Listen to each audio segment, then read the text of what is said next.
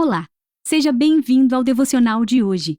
Eu sou Gabi e esta semana estamos meditando sobre o capítulo 3 de Filipenses. O tema de hoje é Correndo a Corrida. Paulo usa o exemplo de sua própria vida para nos incentivar a perseverar em nossa jornada espiritual. A vida cristã é uma maratona, não uma corrida de velocidade, e isso significa que você ainda está na corrida. A passagem de hoje é Filipenses capítulo 3, versículos de 12 a 16. Não que eu já tenha obtido tudo isso ou tenha sido aperfeiçoado, mas prossigo para alcançá-lo, pois para isso também fui alcançado por Cristo Jesus. Irmãos, não penso que eu mesmo já o tenha alcançado, mas uma coisa faço. Esquecendo-me das coisas que ficaram para trás e avançando para as que estão adiante, prossigo para o alvo, a fim de ganhar o prêmio do chamado celestial de Deus em Cristo Jesus. Todos nós que alcançamos a maturidade devemos ver as coisas dessa forma. E se em algum aspecto vocês pensam de modo diferente, isso também Deus esclarecerá. Tão somente vivamos de acordo com o que já alcançamos.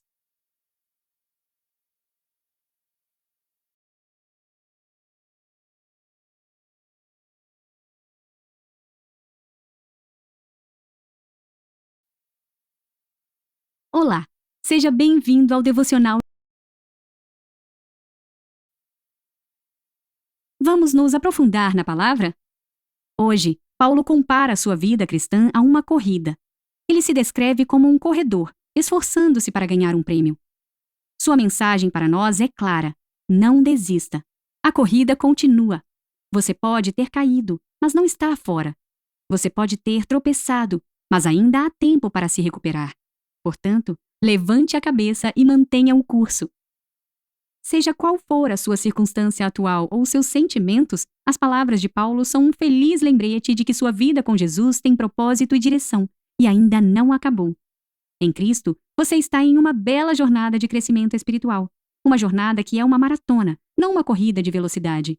Portanto, quer você tenha acelerado demais, tropeçado em algum ponto do caminho ou até mesmo caído por um momento, há tempo para respirar fundo, se recuperar e continuar correndo.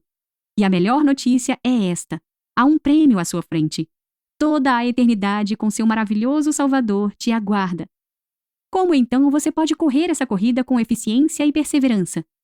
Paulo apresenta uma resposta em duas etapas. Esquecendo-me das coisas que ficaram para trás e avançando para as que estão adiante, prossigo para o alvo, a fim de ganhar o prêmio do chamado celestial de Deus em Cristo Jesus. Você percebeu a estratégia dele? Esquecer o que ficou para trás e se esforçar para o que está à frente. Em outras palavras, olhe para frente, não para trás. Assim como um corredor não consegue se concentrar na linha de chegada enquanto olha para trás, você não pode seguir em frente enquanto estiver distraído com seu passado. Hoje, seu foco precisa mudar. Dê seus fracassos para o Pai. Dê suas falhas para o seu Salvador. Dê seus erros para o seu Criador. Em Cristo, seu passado não é seu futuro. E quando você olhar para Jesus, encontrará a força de que precisa para continuar. Hebreus 12 diz o seguinte: corramos com perseverança a corrida que nos é proposta, tendo os olhos fitos em Jesus, autor e consumador da nossa fé. Fixe seus olhos em Jesus hoje, entregando seu passado por completo nas mãos do Salvador, que morreu na cruz para pagar por seus pecados e te dar liberdade.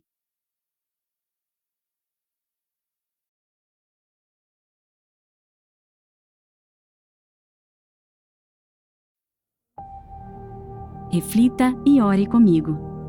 Onde estão seus olhos hoje? Em seu passado ou em Jesus? Ore neste momento para o Senhor libertar sua mente de toda a amarra do que já passou e focar seus olhos somente nele.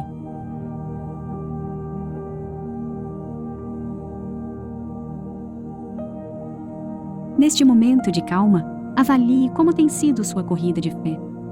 Peça ao Espírito Santo para fortalecer seu espírito para passar pelos desafios e te manter em progresso constante.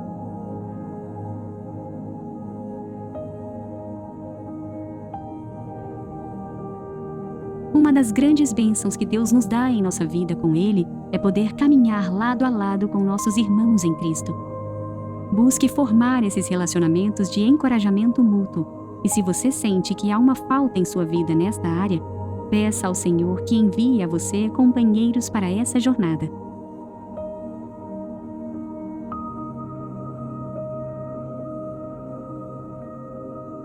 Vamos orar.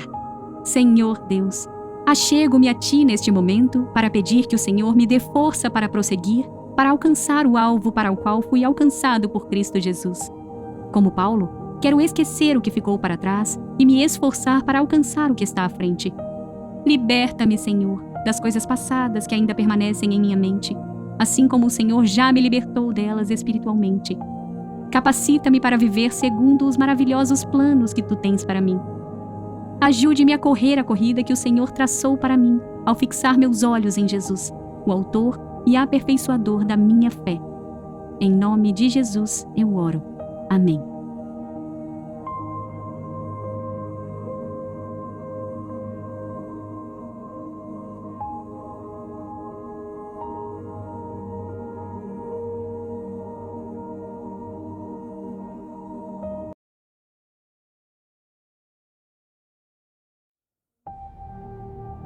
Olá, seja bem-vindo ao Caminho pela Bíblia de hoje. Hoje vamos ler Mateus capítulo 26, de 31 a 35. Então Jesus lhes disse: Ainda essa noite todos vocês me abandonarão, pois está escrito: ferirei o pastor e as ovelhas do rebanho serão dispersas. Mas depois de ressuscitar, irei adiante de vocês para a Galileia. Pedro respondeu: Ainda que todos te abandonem, eu nunca te abandonarei. Jesus respondeu: Em verdade lhe digo que ainda esta noite, antes que o galo cante 3 vezes, você me negará. Pedro, porém, declarou: Mesmo que seja preciso que eu morra contigo, nunca te negarei. E todos os outros discípulos disseram o mesmo. A reflexão de hoje quer nos chamar para uma autoconfiança humilde, que assume compromissos com firmeza, mas sabe que depende de Deus para colocar essas resoluções em prática, especialmente nos momentos de medo e angústia. O dia da morte de Jesus estava se aproximando, e o Mestre preparava o coração dos seus discípulos para lidar com este terrível momento. Foi aí que Pedro e os outros, movidos por uma exagerada confiança em si mesmos, disseram que jamais abandonariam Jesus. Todos tinham certeza absoluta de que, mesmo diante da morte, jamais deixariam seu amado Mestre. Nós sabemos o final da história. Todos eles fugiram. O autoconfiante Pedro, por 3 vezes, negou enfaticamente que conhecia Jesus. O que teria acontecido com a fé dos discípulos? Será que eles não amavam Jesus verdadeiramente? Seriam eles todos uns traidores? Os discípulos não eram farsantes e nem traidores como Judas. Eles eram apenas fracos e tinham uma fé ainda em construção. Mas tudo indica que eles não estavam conscientes disso. Eles não consideraram a possibilidade de não suportarem a pressão, o medo e todas as tentações que viriam nas próximas horas. Os problemas graves que enfrentamos ao longo da vida podem nos encontrar em momentos de fragilidade emocional e em circunstâncias nas quais a nossa fé está vacilante. Mais cedo ou mais tarde, nossas fragilidades serão expostas. Certamente lidaremos com desafios que revelarão uma parte de nós mesmos que não gostaríamos de conhecer. Por isso, lembre-se de que você precisa de Deus para ser fiel, para honrar seus compromissos de fé, as resoluções e votos que fez diante de Deus. Com a consciência de que por si só você é incapaz, entregue-se à dependência completa de Deus. Nele você encontrará tudo o que precisa para ser fiel ao Senhor e para crescer em todo o fruto do Espírito Santo.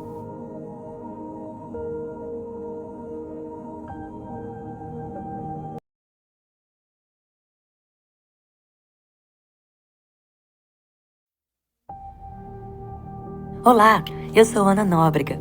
Seja bem-vindo ao especial do Posicionadas aqui no Glorify. Finalizamos o capítulo 2 de Marcos aprendendo sobre o sábado e iniciaremos o capítulo 3 falando novamente sobre o mesmo. Entrou Jesus na sinagoga e estava ali um homem de mão atrofiada. Por ser sábado, alguns que desejavam motivos para acusá-lo olhavam atentamente para ver se iria curá-lo. Jesus então lhes perguntou: O que é permitido no sábado? Fazer o bem ou o mal? Salvar a vida ou matar? Eles permaneceram em silêncio, sem saber responder. Então Jesus disse: Estenda a mão. Ele a estendeu e ela foi restaurada. Logo após ouvirmos sobre os milagres que ele realizava e sobre a multidão que o seguia a fim de serem curados, Jesus subiu ao monte onde chamou a si seus designados apóstolos e deu-lhes a autoridade para curar e expulsar demônios. Os escolhidos foram Simão, chamado de Pedro, Tiago, João, André, Filipe, Bartolomeu, Mateus, Tomé, Tiago, filho de Alfeu, Judas Tadeu, Simão o Zelote e Judas o Iscariotes, aquele que o traiu. Neste capítulo, aprendemos também sobre o único pecado citado na Bíblia que nunca terá perdão. Os fariseus estavam acusando Jesus de ser Beelzebu, um dos demônios de Satanás. E dentro desse contexto, o Senhor diz: eu lhes asseguro que todos os pecados e blasfêmias dos homens lhes serão perdoados, mas quem blasfemar contra o Espírito Santo nunca terá perdão. Será culpado de pecado eterno. Jesus dizia isso porque eles estavam dizendo que ele estava possuído por um demônio. Que tenhamos cuidado. Todos os pecados da humanidade têm perdão, menos a blasfêmia contra o Espírito Santo. Que possamos reconhecer Jesus como nosso único Senhor e Salvador. Venhamos a crer nele, fazer o bem como ele e jamais blasfemar contra o seu Santo Espírito.